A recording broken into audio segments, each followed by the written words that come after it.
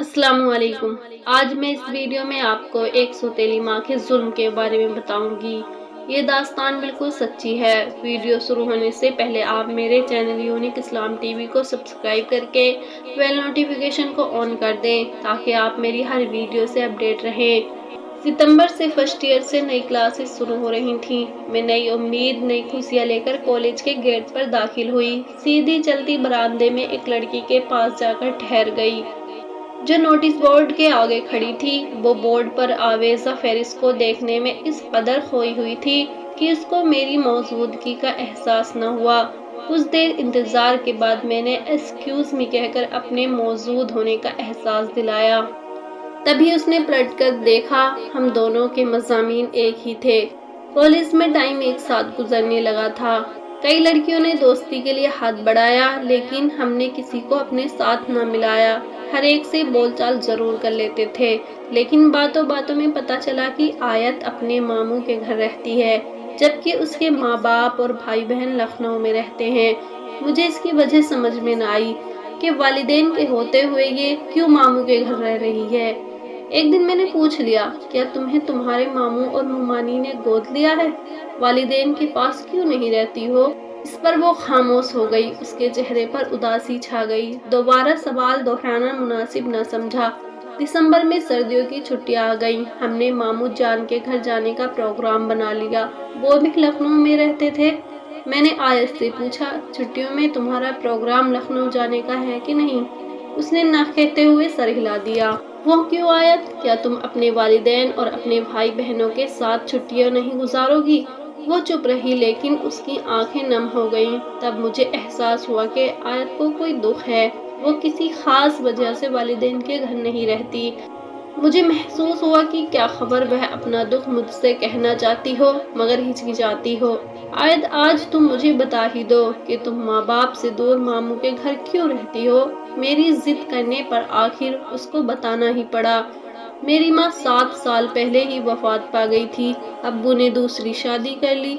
सौतेली माँ जिसे मैं ममा कहती थी मुझे रखना नहीं चाहती थी। इसी वजह से मामू और मुमानी मुझे साथ ले आईं। अब उनके पास ही रहती हूँ। तो यहाँ तुम खुश हो? हाँ, कम से कम सुकून तो है। मुमानी अच्छी हैं, प्यार करती हैं। मामू भी मेरा ख्याल रखते हैं। चौथी क्लास में थी जब सौतेली माँ ने स्कूल से उठा लिया था। उनके 2 बच्चे हो गए थे। सारा दिन बच्चों को संभालती, घर का सारा काम भी कराती मगर मुझसे वो खुश न रहती थी। कहती थी कि जब बड़ी होगी तो हमारी बदनामी का बाइस बनोगी। हम किसी को मुंह दिखाने के काबिल न रहेंगे। पर वो तुम्हें ऐसा क्यों कहती थी आयत? मालूम नहीं, उसने धीमी आवाज में जवाब दिया। अच्छा छोड़ो इन बातों को। उसने ऐसे कहा जैसे वो मेरी बातों से उलझन में हो रही थी। उस दिन से आयत और भी ज्यादा मुझे प्यारी लगने लगी। छुट्टियां हो गईं। हमने मामू के घर जाकर खूब एंजॉय किया।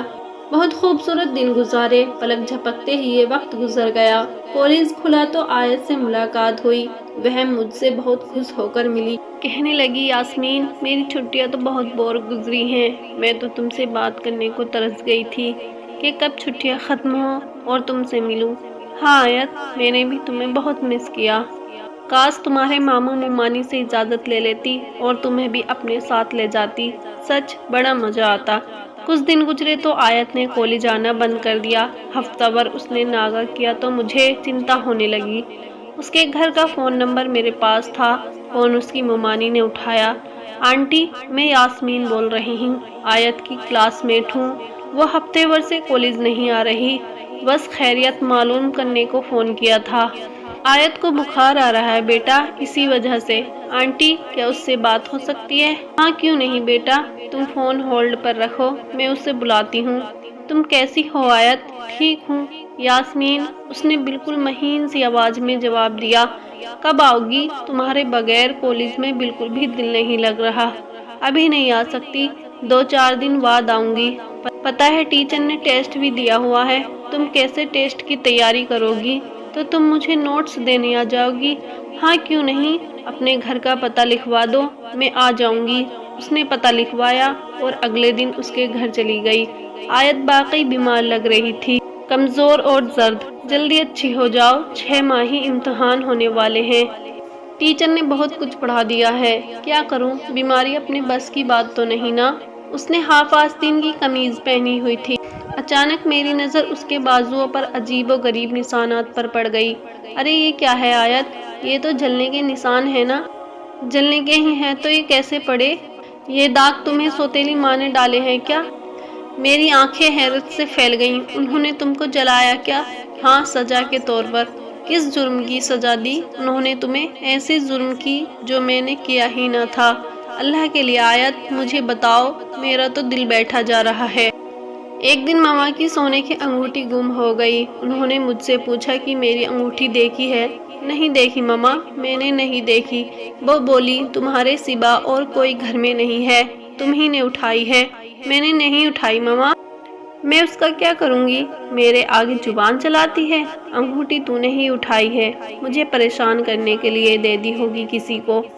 वो अंगूठी ढूंढ कर दे अभी, वरना मैं तेरी जान निकाल लूंगी। खौफ के मारे मैं इधर उधर हाथ मारने लगी। एक कमरे से दूसरे कमरे में, उनके सिंगार में, मेज की दराजों में देखा, अंगूठी कहीं नहीं मिली। अंगूठी होती तो मिलती ना। मालूम था कि वो खुद ऐसे ही चीज इधर उधर करके बहाने से मेरी दुर्गत बनाती थीं। अब यकीन हो गया था मुझे कि थोड़ी देर बाद मेरी दुर्गत बनने वाली है। 2 घंटे तक ला हासिल अंगूठी को तलाश करने में मसरूफ होती रही और वो मजे से अपने कमरे में बैठी टीवी देखती रहीं। ऐसे ही वो मुझे खौफज़दा करके बहुत खुश होती थीं। दोपहर के शाम के 4 बज गए, अंगूठी ना मिली। मैं अल्लाह से दुआ कर रही थी कि या अल्लाह कोई गैब से मदद भेज दे। कुछ देर में वैल हुई। मैं दौड़कर दरवाजे पर पहुंची कि शायद अब्बू आए। दरवाज़ा खोला तो पड़ोसी लड़का अरशद हाथ में डिश थामे खड़ा था। अम्मी ने न्याज करवाई थी, जर्दा भेजा है। मैंने उससे वो डिश ले ली। इतने में मम्मा बाहर निकली और पूछा कौन था, किसने वेल बजाई थी। मैंने डिश उनको देकर कहा ये सामने वालों के घर से आई है। वो किचन में गईं और चंद मिनट बाद वापस आ गईं। खाली डिश उन्होंने मुझे पकड़ाई। मैं गेट की तरफ गई तो वो भी दबे कदमों चलती मेरे पीछे आई कि देखें दरवाजे पर कौन है। सामने अरशद नजर आ गया। मैं वापस पलटी तो वो पीछे खड़ी थी। तो ये लाया था जर्दा? जी, मैंने सहम कर कहा। क्या ये वैसे भी आता है तुमसे बात करने? नहीं मामा, कभी नहीं आया, हमारा तो गेट बंद होता है ना। ठीक है, अब तो अंगूठी ढूंढ ले, आधे घंटे तक मिल जानी चाहिए, वरना। उन्होंने मुझे चिमटा उठाकर दिखाया। मैं कांप गई, क्योंकि जब उनको मुझसे नफरत निकालनी मकसूद होती थी, वो चिमटे को गर्म करके मेरी पीठ दाग देती थी। गर्म चिमटे की अजियत से ही मेरी रूह कांप उठती थी। मैं दौड़ी, इधर उधर देखा, मगर अंगूठी ना मिली। उसे मिलना भी ना था। उन्होंने कुछ देर बाद मुझे बुलाया। आओ देखा न ताओ। चिमटा गर्म करके मेरी तरफ लपकी। मैं खौफ से सहन की तरफ भागी। वहां आकर उन्होंने मुझे दबोच लिया और गर्म चिमटे से मेरी कमर दागी, फिर मेरे बाजू। मैं रो रो कर कह रही थी कि अल्लाह की कसम, मुझे आपकी अंगूठी नहीं मालूम, लेकिन उन पर तो मुझे अजियत देने का भूत सवार था। इसी पर बस न किया, बालों से घसीटकर गेट से बाहर कर दिया। मुझे कहने लगी, तू कौन सा लड़की है कि तेरा कोई कुछ बिगाड़ सकता है? जब तक बताएगी नहीं कि अंगूठी कहाँ है, जब तक घर के अंदर नहीं आने दूंगी। चल अब बाहर ही बैठ जा। मैंने आयत की बात काटी और बोला, तू कौन सी लड़की है? ऐसे उन्होंने क्यों कहा? तुम लड़की ही तो हो ना। उसने मेरी बात का जवाब न दिया और अपनी बात दोबारा से शुरू कर दी। मेरी चीखों की आवाज़ अरशद ने भी सुनी। वो बालकनी में आ गया था। तमाम मंजर अपनी आंखों से देखा। वो 17 वर्ष का समझदार लड़का था। वो दौड़कर नीचे आया और माँ से मुखातिब हो गया। आंटी, हम रोज ही इस बच्ची पर जुल्म होता देखते हैं। आपके भी बच्चे हैं, क्या आपके दिल में रहम नहीं है? ये आपके शोहर की बच्ची है तो क्या हुआ? लड़की की जात को आपने घर से बाहर निकाल दिया।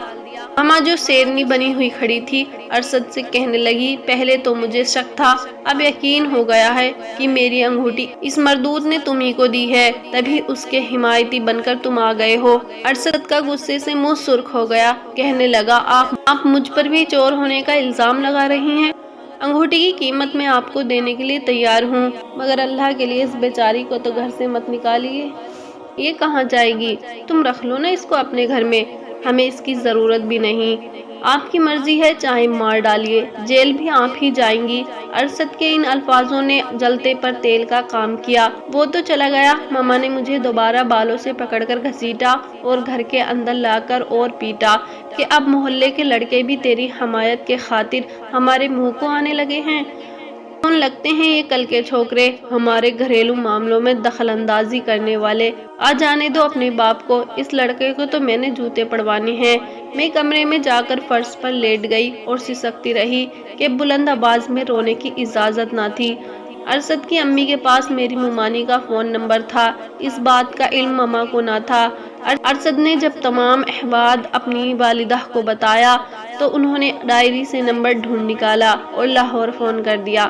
فون ماموں نے اٹھایا، آنٹی نے تمام حالات ان سے بیان کر دیے اور کہا کہ کیسے ماموں ہو، کسی روز یہ ظالم عورت اس بیچاری بچی کی جان لے لے گی، اگر آپ کل تک نہ آئے تو ہم تھانے رپورٹ کر دیں گے۔ فون سنتے ہی ماموں لاہور سے چل پڑے اور رات 10 بجے کے قریب پہنچ گئے۔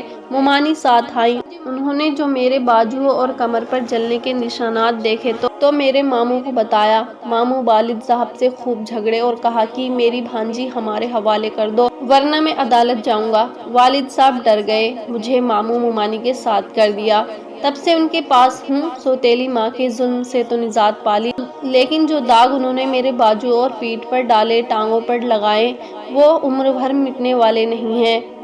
آیت کے منہ سے ظلم کی یہ داستان سن کر میں حیران رہ گئی اور آنکھوں سے آنسو بہنے لگے۔ وہ کہنے لگی، وہ برے دن مجھ سے دور جا چکے ہیں، اب تو آرام اور سکون سے ہوں۔ ماموں نے گھر پر ٹیوشن پڑھا کر میٹرک کا امتحان دلایا اور کالج میں بھی داخلہ کرا دیا۔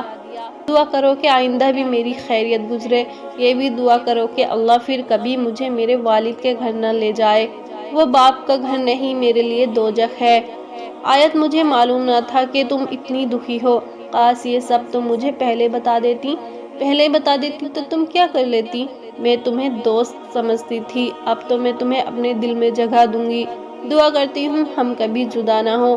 آنے والے وقت کی کیا خبر یاسمین، اللہ جانے آنے والے دنوں میں زمانہ میرے ساتھ کیسا سلوک کرے گا۔ آیت کا کہا ہوا یہ جملہ آج بھی میرے دل میں تیر کی طرح چبھا ہوا ہے۔ میں نے اپنی امی اور باجی کو یہ بات بتائی تو وہ بھی غمگین ہو گئیں۔ امی بولی، میں اس کی ممانی سے ملوں گی، تم اقبال بھائی کو آنے دو، وہ ایک بار آیت کو دیکھ لے، راضی ہوا تو آیت کا رشتہ مانگ لیں گے۔ خوبصورت تو ہے ہی۔ 2 ماہ بعد اقبال بھائی بریلی سے آنے والے تھے، وہ وہاں انجینئرنگ کی اعلیٰ تعلیم کے لیے گئے ہوئے تھے۔ میری باجی کی شادی کی تاریخ رکھی جانی تھی، امی کا خیال تھا کہ تاریخ طے ہو جائے تو اقبال بھائی سے آنے کو کہوں گی تاکہ بہن کی شادی میں بھی شرکت کر لے۔ تاریخ طے ہو گئی تو امی تیاریوں میں مصروف تھیں، کارڈ چھپ گئے تھے، میں آیت کے گھر دینے گئی اور کہا کہ ضرور آنا ہے۔ جس روز شادی تھی آیت کا شدت سے انتظار، تمام مہمان آ چکے تھے، وہ ابھی تک نہیں پہنچی تھی۔ میں نے آخر فون کیا، اس کی ممانی نے اٹھایا۔ میں نے پوچھا کہ آپ لوگ شادی میں کیوں نہیں آئے؟ کہنے لگی کہ بیٹی میری تو طبیعت ٹھیک نہیں ہے، آیت کے ماموں کسی کام سے باہر گئے ہیں، آیت کو اکیلے کیسے بھیجوں؟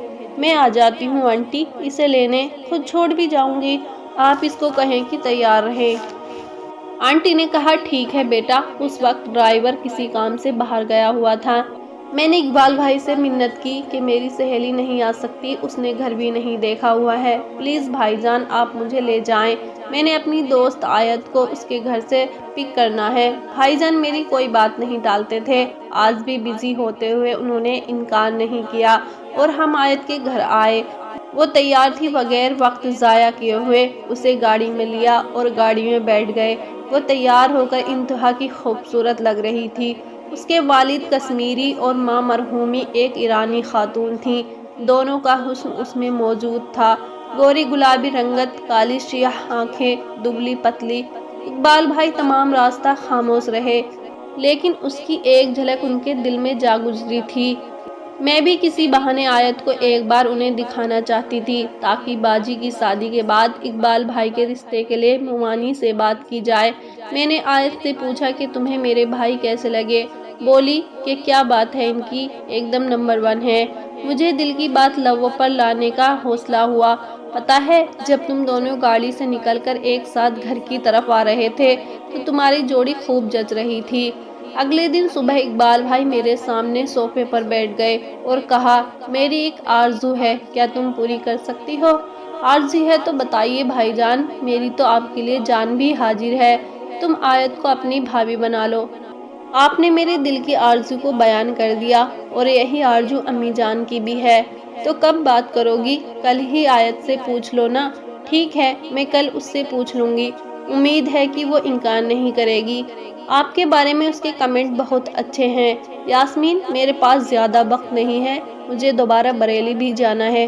پھر دوسرے روز میں نے آیت سے بات کی، امید تھی کہ وہ خوشی سے ہاں میں جواب دے گی، لیکن میرے سارے خیالات بیکار ہو گئے جب وہ میری بات کو سن کر رنجیدہ ہو گئی۔ آیت، سوچنے کا وقت چاہیے تو کل جواب دے دینا۔ وہ چپ رہی، اس کے بعد اس نے مجھ سے سارا دن بات نہ کی۔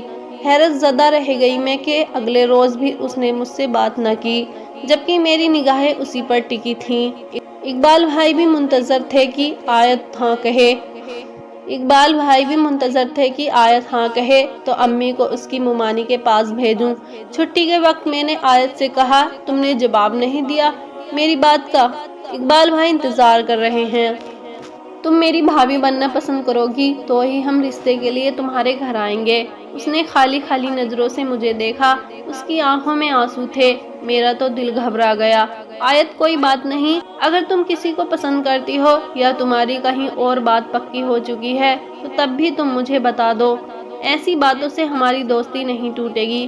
کل بتا دوں گی۔ اگلے دن میں اس کے گھر پہنچ گئی۔ اس نے تب بھی خاموشی اختیار کر رکھی تھی۔ میں نے اسے بازو سے پکڑ کر جھنجھوڑا کہ کیا ہو گیا ہے تمہیں؟ ہاں نہیں کہہ سکتی تو نہ کہہ دو، پر چپ کا ڈرامہ میرے سامنے تو مت کرو، ایسے تو تم مجھ پر جان چھڑکتی ہو، ساتھ مرنے جینے کی قسمیں کھا لیتی ہو، اور اب جب قدرت ہمیں ملانا چاہ رہی ہے تو تم مجھ سے دور بھاگ رہی ہو۔ آخر ایسا کیوں کر رہی ہو آیت؟ وہ نہایت دکھ سے بولی، اللہ کے لیے مجھے میرے حال پہ چھوڑ دو اور اسی طرح جی لینے دو مجھے، میں تمہیں وجہ نہیں بتا سکتی، تم کو وجہ بتانی ہوگی آیت، ورنہ میں آج کے بعد تمہاری شکل نہیں دیکھوں گی۔ تب اس کے سلے ہوئے لب کھلے، شاید میں یہ بات تمہیں ساری عمر نہ بتاتی، لیکن تم نے مجھے مجبور کر دیا۔ میں نارمل انسان نہیں ہوں، میرا شمار تیسری جنس میں ہوا ہے۔ یہ بات ابو، میری والدہ مرحومہ، میری سوتیلی ماں اور ماموں ممانی کے سوا کسی کو معلوم نہیں ہے۔ میں تمہاری دوستی کھونا نہیں چاہتی تھی کہ مجھے دنیا میں سب سے زیادہ پیار تم سے ملا ہے، یہ کہہ کر وہ رو پڑی۔ اب میں خود اپنی نظروں میں مجرم تھی، اس کی آنکھ سے آنسو پوچھنے کی بھی ہمت نہ رہی۔ اب مجھے اس کی سوتیلی ماں کے کہے ہوئے جملے سمجھ آئے۔ اس کے بعد اس نے کالج بھی چھوڑ دیا۔ میں نے چند دن انتظار کیا، پھر اس کے گھر گئی، انہوں نے بتایا کہ بیٹی وہ بہت رنجیدہ تھی، تبھی تو اس نے کالج جانے سے انکار کر دیا اور ہمارے گھر سے بھی واپس والد کے گھر چلی گئی کہ وہ تمہارا سامنا نہیں کرنا چاہتی تھی، اسے ڈر تھا کہ تم ضرور آؤ گی۔ اس نے کہا کہ ایک ہی دوست میری زندگی تھی، اس کو بھی میں نے کھو دیا، اب یہاں نہیں رہنا۔ بیٹا کچھ دنوں بعد میں اور آیت کے ماموں جائیں گے، شاید مان جائے وہ واپس آنے کو، کسی اور کالج میں اس کا داخلہ کرا دیں گے۔ اقبال بھائی بھی بے چینی سے آیت کے جواب کا انتظار کر رہے تھے۔ آخر نہ چاہتے ہوئے بھی مجھے امی کو وجہ بتانی پڑی۔ اقبال بھائی بھی اداس ہو کر واپس چلے گئے۔ مجھے آج بھی دکھ ہے کہ میری ذات سے انجانے میں آیت کو تکلیف پہنچی ہے، وہ مجھے اپنا دوست ہی نہیں غم گزار بھی سمجھتی تھی، اور تیسری جنس کا راز کھلنے پر شرمندگی کے سبب مجھے بھی ہمیشہ کے لیے چھوڑ کر چلی گئی۔